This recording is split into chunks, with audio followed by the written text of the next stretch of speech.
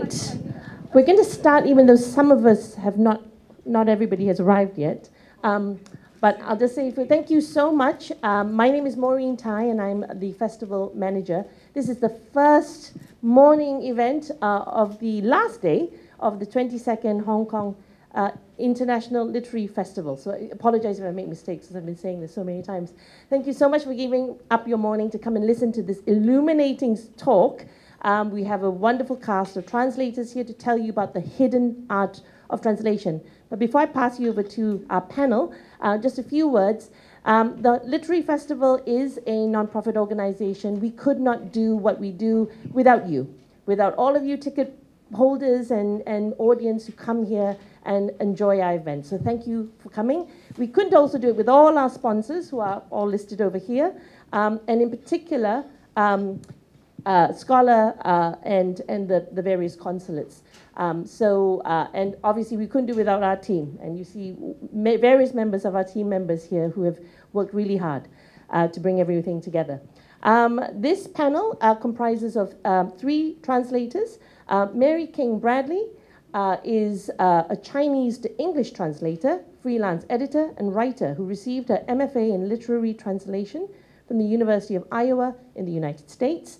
Jacqueline Leung is a literary Chinese to English translator and writer from Hong Kong. She holds an MA in English from University College London and a BA from the University of Hong Kong.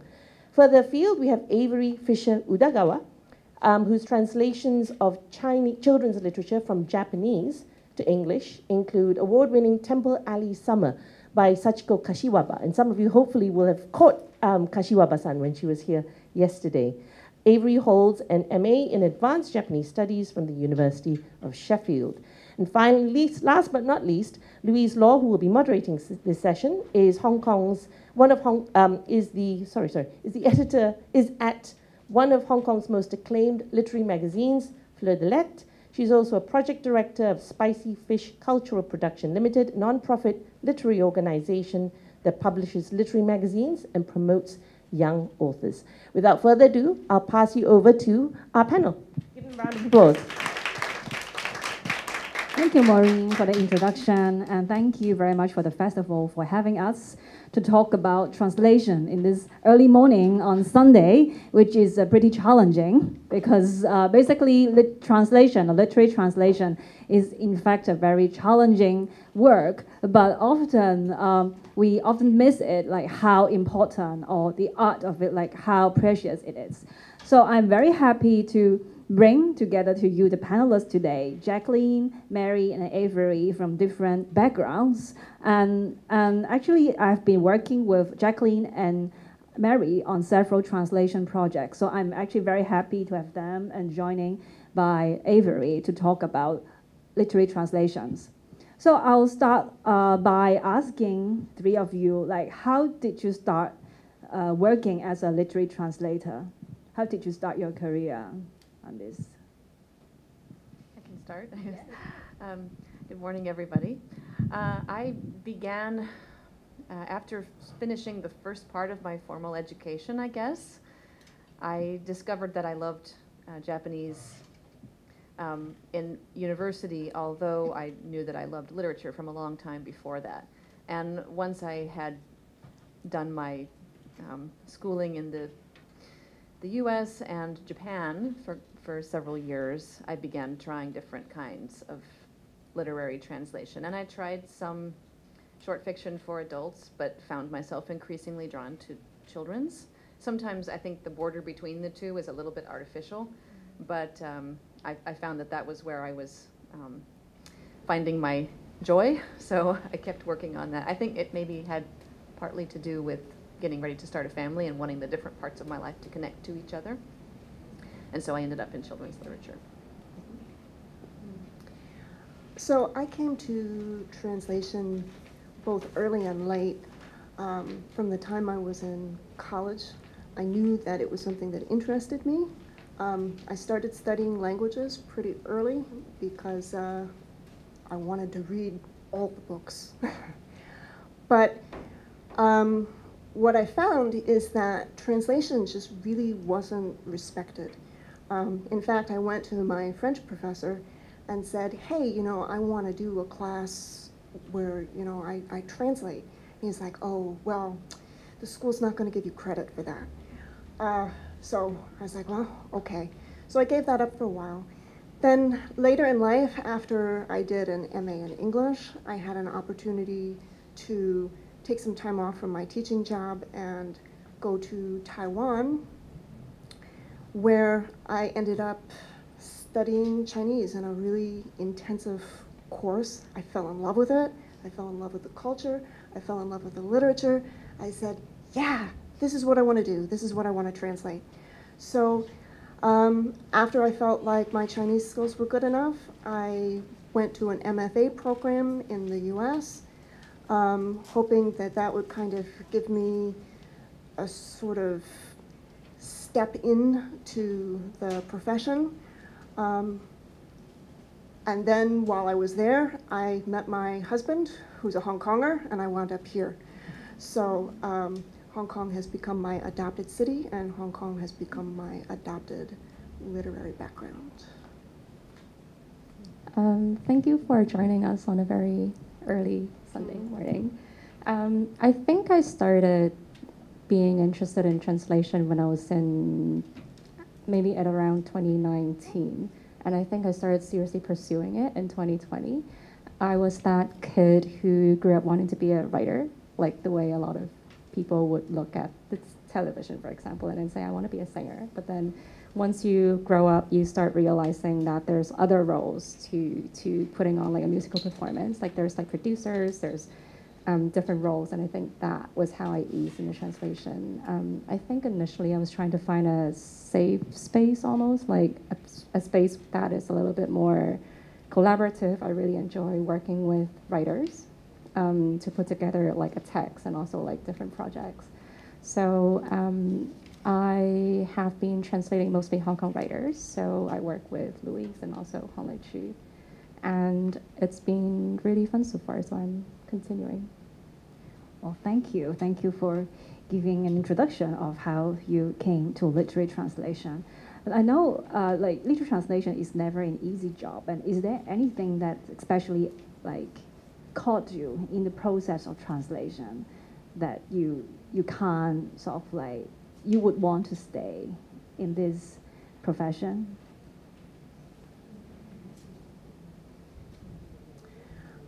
I think for me is I like problem solving. And I like the idea of being able to share something from one culture with a group of people who might otherwise not come into contact with that. I think many people pick up a translated book and they think, oh, you know, anybody could do this. If you speak 2 languages, sure, why not? But it's a lot more complicated than that. And it's not just about words, it's also about having some understanding of the cultural aspects that go into that story that the writer is trying to tell. There's often a lot of stuff that is kind of between the lines, and you have to find a way to interpret that without making yourself necessarily felt as, your presence felt as a translator, as the intermediary in that process. Do Avery or Jacqueline agree with Mary? I think there's always a sense that the translator is like an intermediary, that kind of like a conduit that kind of gets passed through. Like there's no personal input on the translator side. I think it's kind of like, again, just going back to music, I feel that every translator is kind of like a performer. And if you give the same piece to like, say 100 different translators, you would have 100 different versions of the same text. So I think over the past few years, I've tried collaborative translations where we have like a piece and every single translator would translate just one sentence, for example. Or we would have like one micro piece passed to different groups of translators, and then we would come up with absolutely interesting and fabulous results. So I think I'm very fascinated with how you can play with language. And I think as a literary translator, you get like a license to tamper with another person's work almost. And they trust you with that somehow. So I've just found that, and also because I work with writers who, to a degree, understand both Chinese and English. So it's very interesting sometimes for me to pass, like, say, a piece to my writers, and then them giving me feedback as to some of my word choices, and also like how they found the English. Yeah, that's a really good point, that it is, I think, always some form of collaboration. Yeah. It definitely doesn't happen in a vacuum, and I think that's actually one of the fun parts. I would agree that the process is exciting because you're trying to figure out how to perform the text or the score or whatever it is that you've received, so that you're faithful to it, but it also moves every last person in the audience that you're trying to reach. And I think that puzzle is really exciting, that problem. And then it doesn't seem like it would be a communal vocation, but it is. The networks that you end up forming with other translators and with authors, all the different people who come to be involved in the process they come to be your family, and I really enjoy that too. I would say that one other thing that keeps me excited about literary translation is the opportunity for activism, both in terms of how one translates a text, which we could get into, but also just in terms of making people aware that shockingly different languages exist, and your reading diet and life can become infinitely richer if you look into whether you're reading from a rich variety of source languages. The Anglosphere has a problem with mainly publishing books written by authors from the Anglosphere in English, and that has lots of roots, everything from what can receive awards to how publishers are typically built to work and so on. But people who sit in chairs like this know that there's more out there, and we can make noise and sometimes see our efforts move the needle a little bit on those low numbers of books published in translation. Thank you for sharing with us like the mission of literary translation and why you are passionate for it. And then maybe we can go into like deeper about like any particular examples or tricky bits that you have came across during the process translation. Say like, is there any work that you have revised or go in like back and forth with the authors like many times, and or any particular words or usage that you have actually think through many times, and then you eventually get the right thing for it?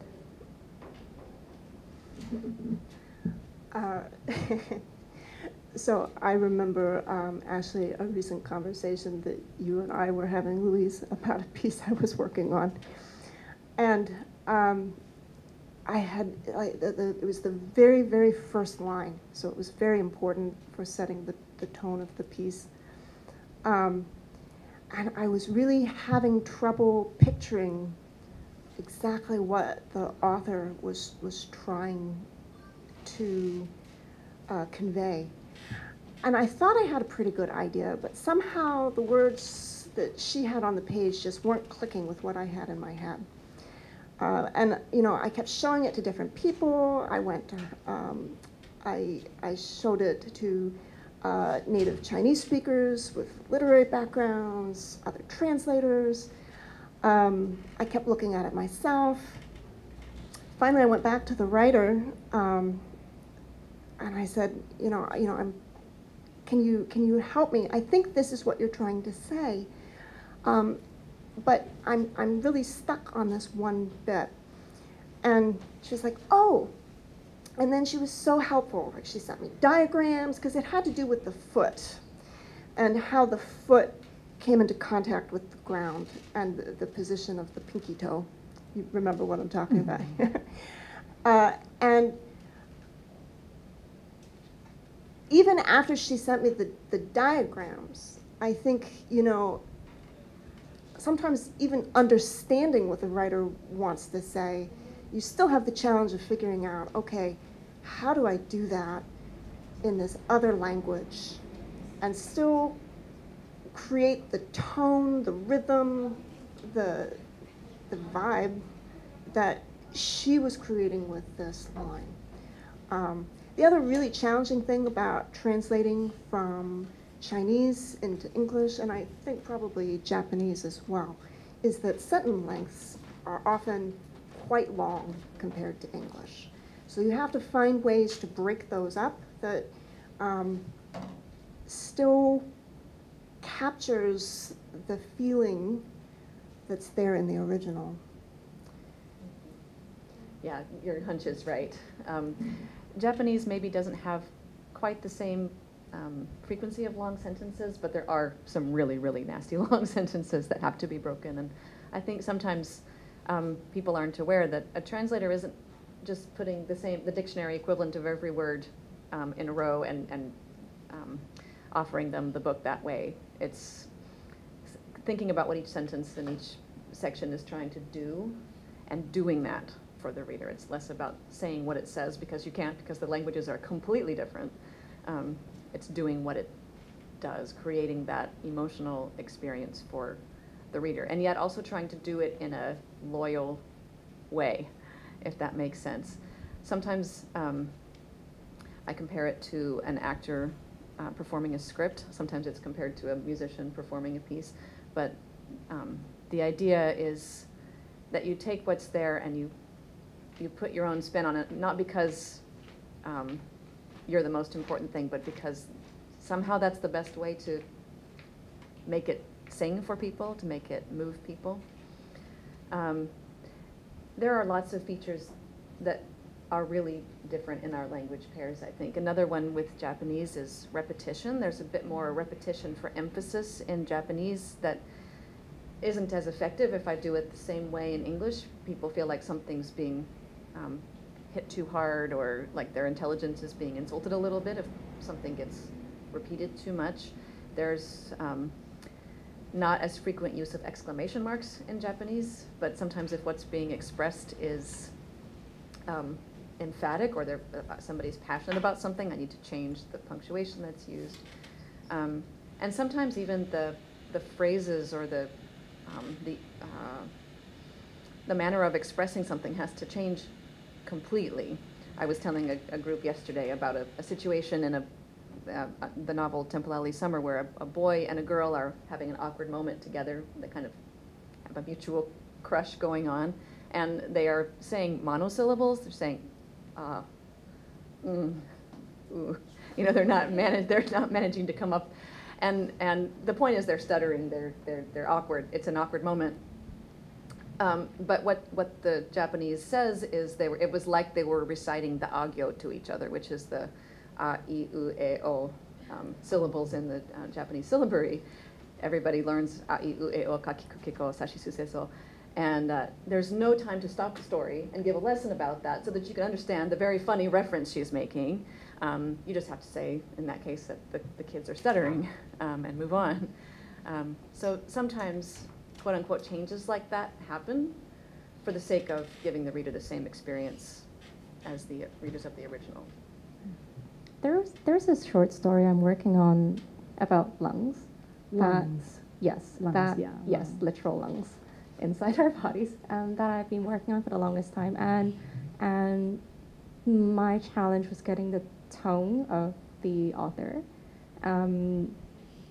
because it's quite quirky the way the language is written, and the sentences are quite long. I mean, I totally echo that part about Chinese being quite compact in terms of our characters. And when I did the first draft, I read over like my words, and I felt like, oh, like this is a clunky mess of things. And I think I spent at least a couple months trying to kind of streamline the language and to kind of make it so that the tone could match that of the authors. And I don't know about both of you, but I tend to do my translations in 3 drafts. Like the first is usually this like process where you let the language kind of just flow through you, and then you would have like a very rough sense of things. And then you have a second draft where it's like totally in English, and you try to polish it the best way possible. And then the third draft is like the final version where you look back onto the original language to see if things make sense.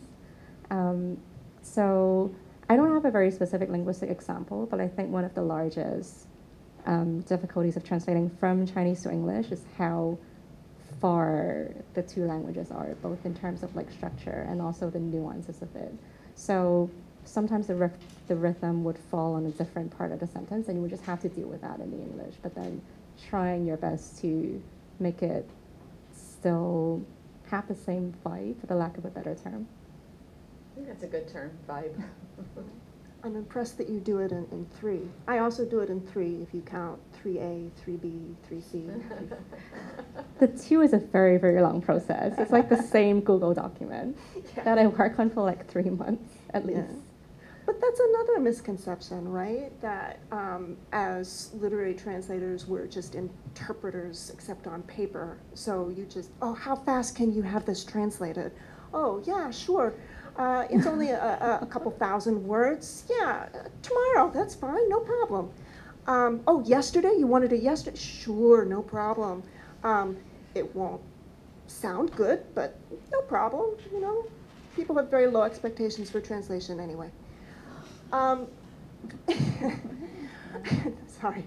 So, some of my true feelings about the frustrations of being a translator are coming out a little bit. No, I think that there are many people in the business who really do understand what the process is like and are extremely supportive, Louise being one of them. Thank you, Mary. But there is sometimes a misconception that, you know, it's not a process. It is just a word for word. You should just be able to do it just like that. And it never works that way. Mm-hmm. Yeah, there's a conception, especially among sort of monolingual people who haven't done it, that it's just like typing or something. Mm-hmm. I think maybe the prevalence of translation software maybe also contributes to the misconception. Yeah. I also work in education, and I'm grateful for translation software because there are times when it can help a language learner, a student, quickly understand what's going on in a class and feel part of it and feel like they belong. And I think that's huge, the way that evens the playing field in a learning space. I think that's wonderful. I know that it's a huge help in corporate settings and things as well. So it's not that I hate the software, but I think it contributes to this idea that it's a mechanical process. There's one right answer, and it can happen in a flash.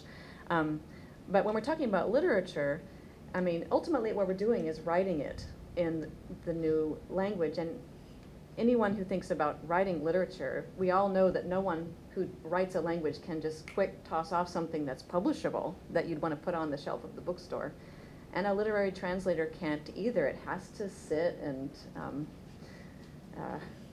you have to go away from it and come back to it, and just like a writer would, because that's what you're doing.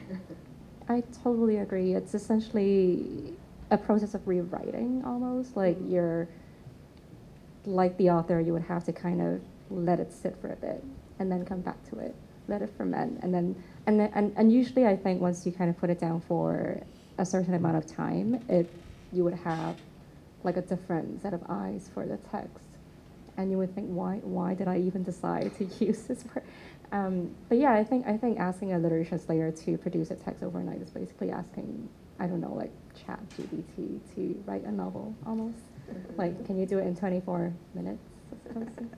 So I think, I don't know any translators, like literary translators, who use translation software for like their work.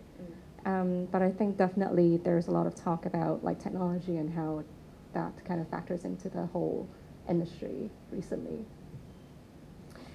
Well, I think the thing especially about something like Google Translate is that a lot of people don't really understand how it works.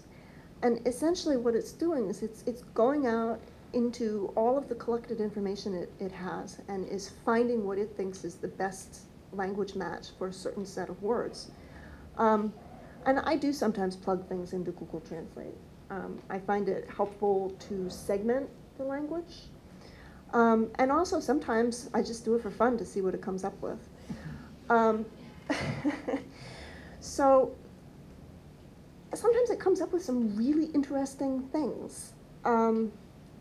What I find is that the more the language is consistent, like one of the reasons it works for business translation, for example, is because you're consistently using the same phrases over and over and over again. And you want to have that consistency in a business translation.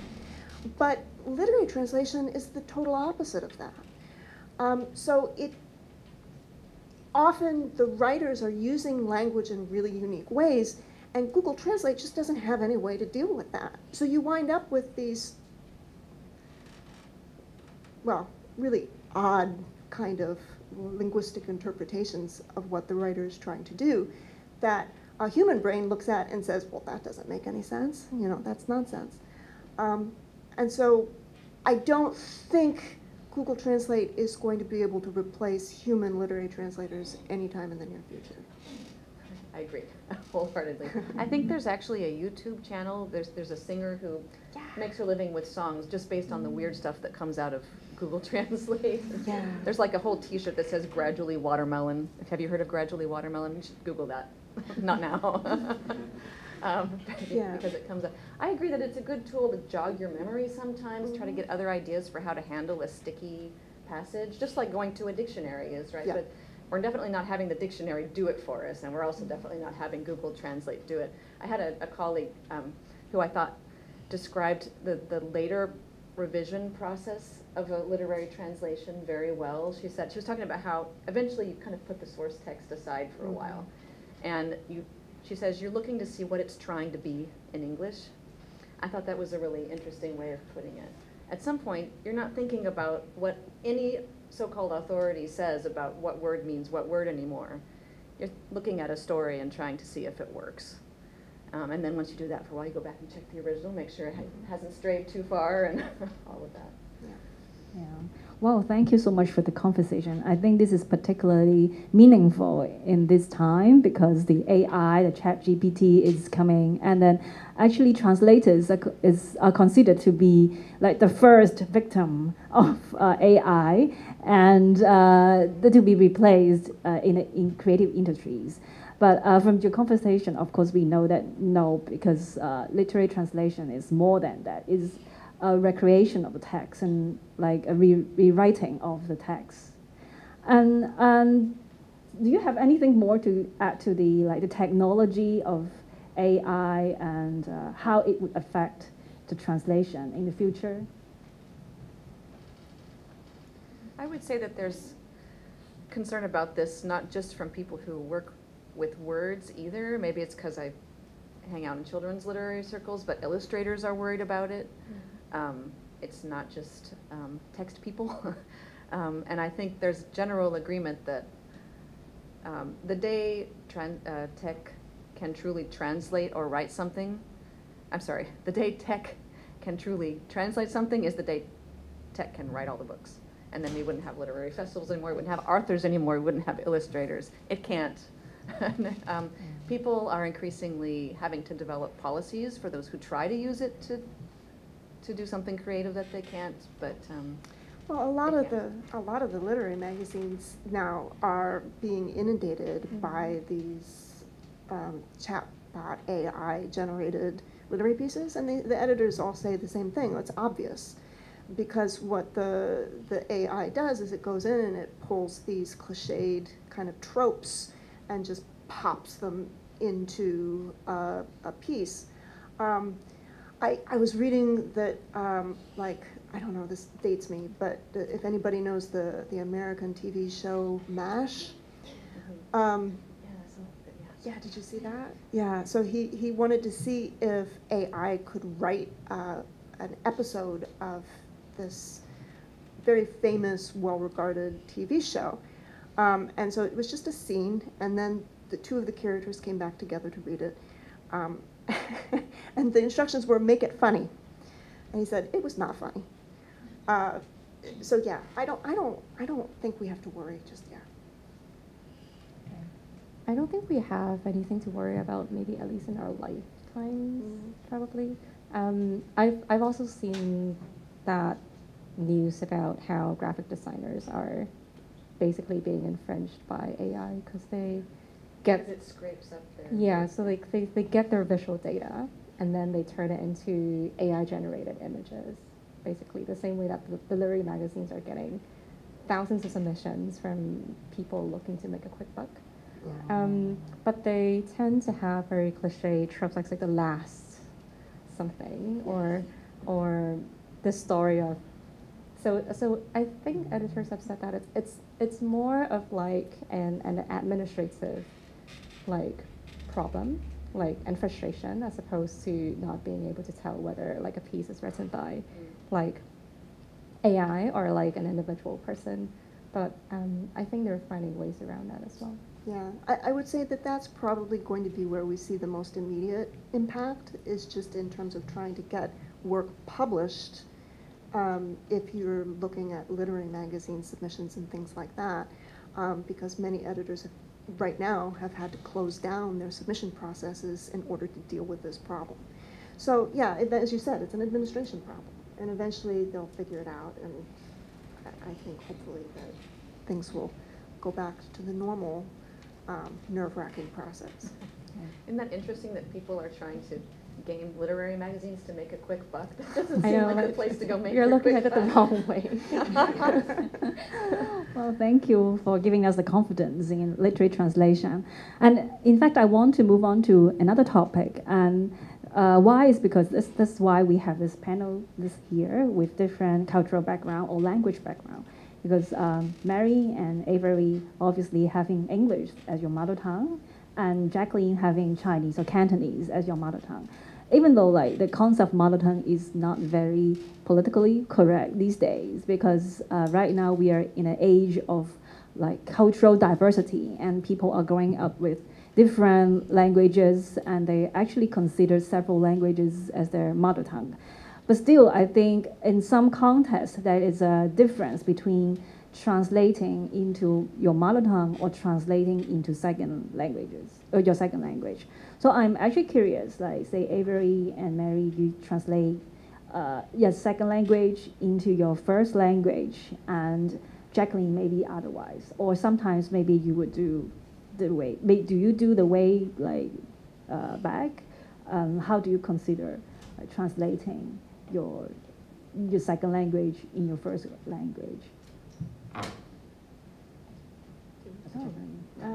I haven't actually thought too much about that. So I think for me, I would say in terms of speaking, Cantonese would be my mother language.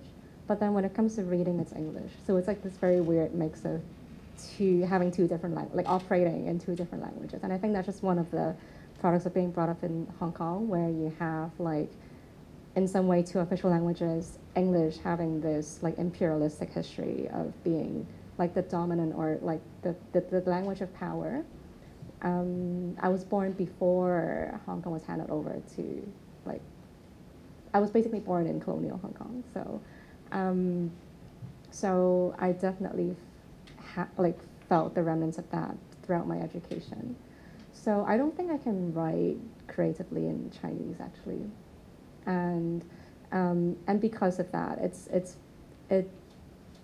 gets a little bit more complicated than source and target language for me. But I also think that's like these definitions, like source and target languages, are they're like inherited from from translation theories from like say maybe 2 decades ago. I feel like a lot of translators now, they work with multiple languages, even like third and fourth languages. And they translate between, say, their second and third language, or maybe they and everyone has like a different like distance with their first language. So I feel like people are kind of exploring different like language pairs now. And it's very interesting to see how that comes about, even multilingual texts, where a translator needs to translate both into like a target language, so to say, and also like, and with another language mixed in between. So I think it's a very exciting time where translators now can kind of go beyond saying, oh, like I'm a Chinese English translator, and then just kind of work with more experimental texts. Do you feel the same way like Mary, Avery? Would you translate from English to Chinese, maybe for your own practice or interest? So I think that the distinction that Jackie is making is a very good one. It's not necessarily about what your mother tongue is. It's about the language that you've had the most training in writing in. Because even if you speak another language, that doesn't necessarily mean that you write well in it. So there are many native English speakers who aren't particularly good at writing in English. You know, no need to bring other languages into it at all. I am very honest with people that I consider myself exclusively Chinese into English.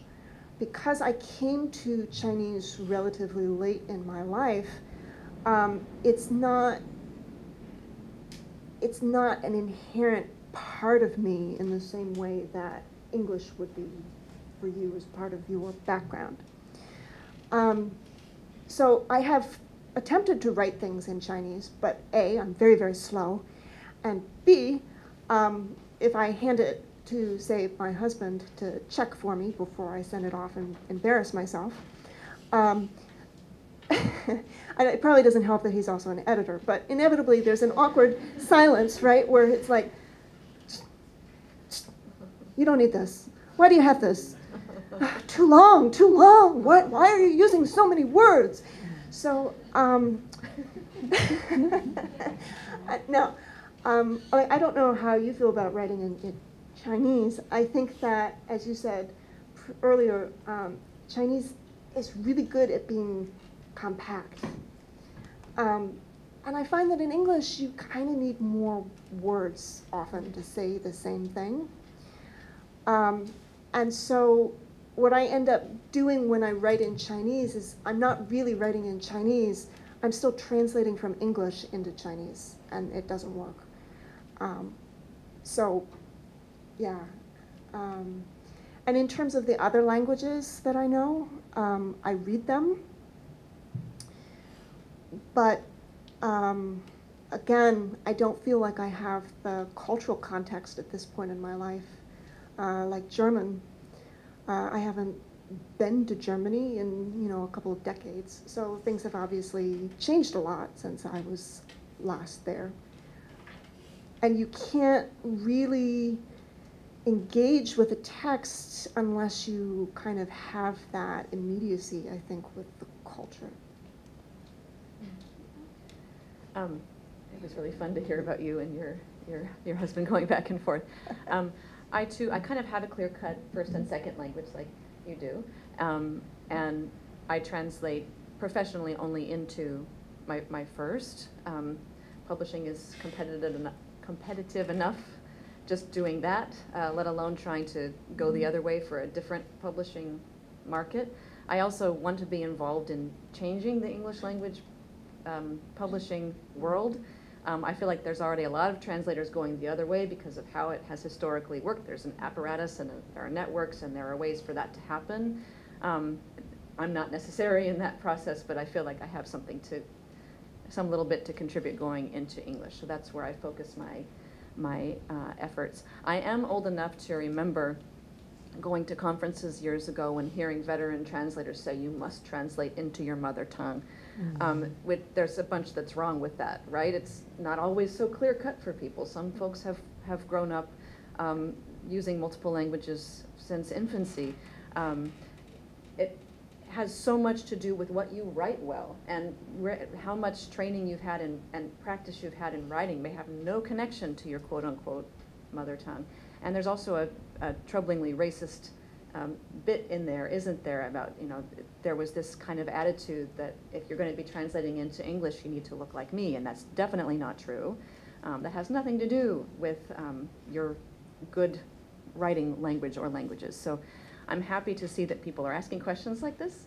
I definitely don't agree with the old common wisdom that you have to translate into your mother tongue. I think we can throw that one out. Thank you. That's why I'm bringing these questions up, and I really want to encourage our audience, if you're interested in literature translation, and no matter like whatever mother tongue that you have, you can actually try to train yourself in the language that you are interested in, and to be like good enough and equip yourself in translation.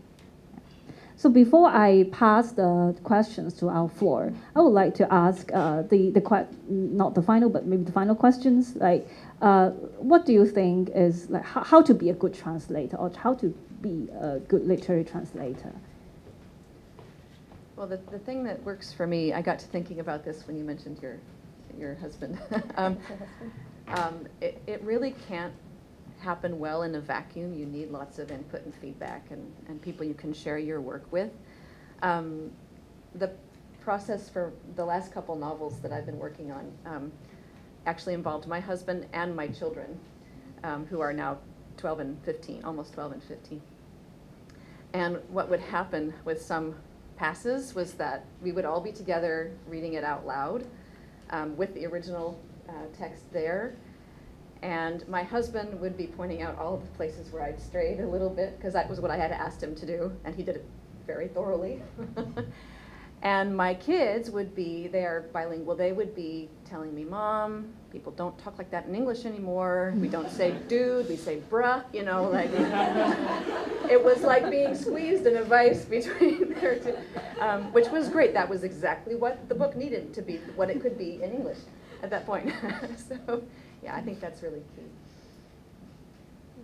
I think for me, the most important aspects, like even for me, like even before approaching the text, is to be respectful to your author. Like I think a literary translator should never prioritize a desire to publish over like an author's intention. There's definitely writers. I also don't feel like everything needs to be translated. So if an author doesn't feel up for it, or if an author thinks about it differently, then as a translator, first and foremost, you have to be respectful of that. So I think just going back to that idea of like collaboration, it's always, I find it nice to work with living writers so that you can establish like a connection while working over the text. And I think it's like a certain mindset. Like one of the things I feel fortunate about is that I think a few years ago I was thinking that a lot of literary translators tend to live in like say the US or like the UK, specifically New York and London, where most of the publishing people are. But being based in Hong Kong, I have the benefit of being close with my writers, the same way that maybe a colleague of mine and like colleagues of mine in the US or the UK may not have like the same level of access to like the writers. And I think that's one of my greatest joys of being a translator. And I think that's something that you should really cherish, I feel. And Mary? How to be a literary translator. I think that Avery and Jackie have both pointed out things that I would also say. I guess from my experience, I would probably look at maybe a little bit the more practical aspects of it and say that you can't be a literary translator without a whole lot of love and support from people in your life. It's not something that you're going to do because you want to get rich. It's not something you're going to do because you want to become famous. It takes a lot of time, it takes a lot of dedication, it takes understanding and financial support. Because you can't, I don't know any full-time literary translators anymore. Both of the professional translators that I know who were translating full-time, one of them, well, I mean, he's just amazing. I think he only slept about 4 hours a day. And for a while, he was doing it. You know, he was living the literary translator dream. But it's not it's not sustainable. You can't do that because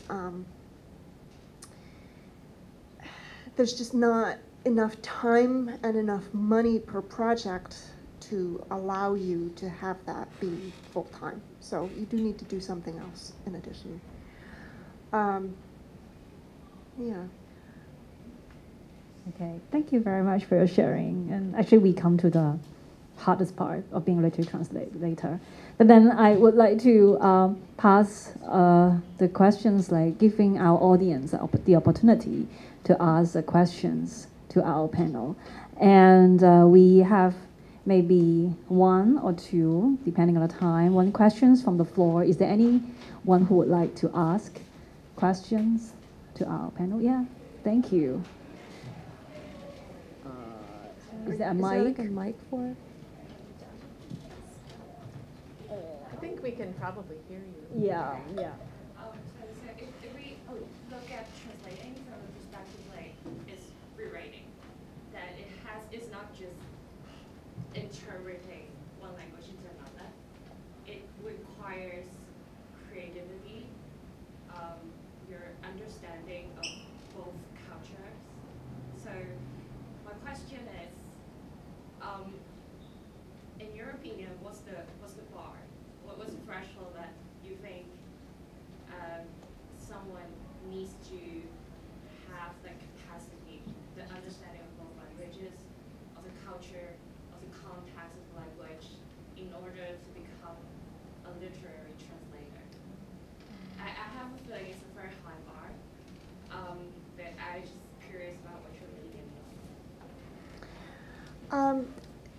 So again, I think that if you have a lot of general literary knowledge in a particular language and the ability to write in that language, that right there is the minimum on the one side of like the language you're going to be translating into, right, the target language. And then on the other side, you have the original language you're translating from. There are different ways of looking at that. I kind of, in some ways, envy you, Jackie, that you have that kind of linguistic resource to draw on that maybe I don't have. But I would also say that even when you have both languages at a very high native level, there's always going to be things in a text that you don't know, that you don't understand, that you have to look up, that you have to go find, that you don't know about. You have to ask. And I would also say that even if you are writing about a text in English, let's say your mother tongue is English, you're reading a text that was originally written in English, you're from the cultural background that the text comes from, there's still going to be an element of interpretation for you as the reader, right? So again, as you were saying, Jackie, you can give the same text to 10 different translators and wind up with 10 different takes on it because there's this element of interpretation and rewriting. So yeah, I would agree that the bar is probably high, but it's also something that I would say that you need, as long as you know where your weaknesses are and you find ways to fix those weaknesses, to address those weaknesses, it's possible. I also want to add that I've personally found translation to be quite an inviting space, like it's quite an inclusive space. So I would set my bar at anyone who knows a minimum of 2 languages, like the language you want to translate from and the language you want to translate your text, that particular text into. And I think there's like a spectrum of, your personal claim to a text, right? So for example, if I'm from Hong Kong, then for some reason, the industry thinks I have a claim to translating literature from my city even though that's not necessarily true. But I feel that the very fact that someone's thinking about whether or not they have like the ability or like the cultural context to think, like to translate a text, I think that's already like a good like attitude to start from, and even like good literary translators, like translators who can perform well on paper, don't necessarily think that way. I don't think everyone thinks that way. So I think that having that sense of like empathy for like the source text and having that sense of awareness of, oh, like, am I good enough for this, is already like a very precious like sentiment to have as a literary translator. So I don't want to like scare anyone off. Like you have to reach this like super high requirement of like linguistic skill and also like some sense of cultural like background to do it. I think in some way a lot of people can do it, but it takes a lot of effort to achieve something. Okay. So thank you very much for your questions. And I think this is a very nice exchange between translators. And actually we have come to many points, important points about the mission and your passion for literary translation, why literary translation is so important and it cannot be replaced by AI or the upcoming technology, because it involves a lot of creativity, a lot of rewriting, and also the understanding of the culture of both languages. And we also come to the point that like, who should be the translator into any languages, because we used to have a very wrong understanding that we have to translate into our mother tongue from maybe the second language. But given the point, I mean, right now we are in the age of cultural diversity, and we are actually having many different people growing up in like different linguistic background at the infancy. We actually should have like a broader like empathy, or should have a broad acceptance for people who would like to try to come into the business or the industry of literary translation. And actually that would allow more linguistic diversity or variety of language that we as a reader or author would like to see. So today, thank you very much for sharing with us your thoughts about translation and the arts of translation.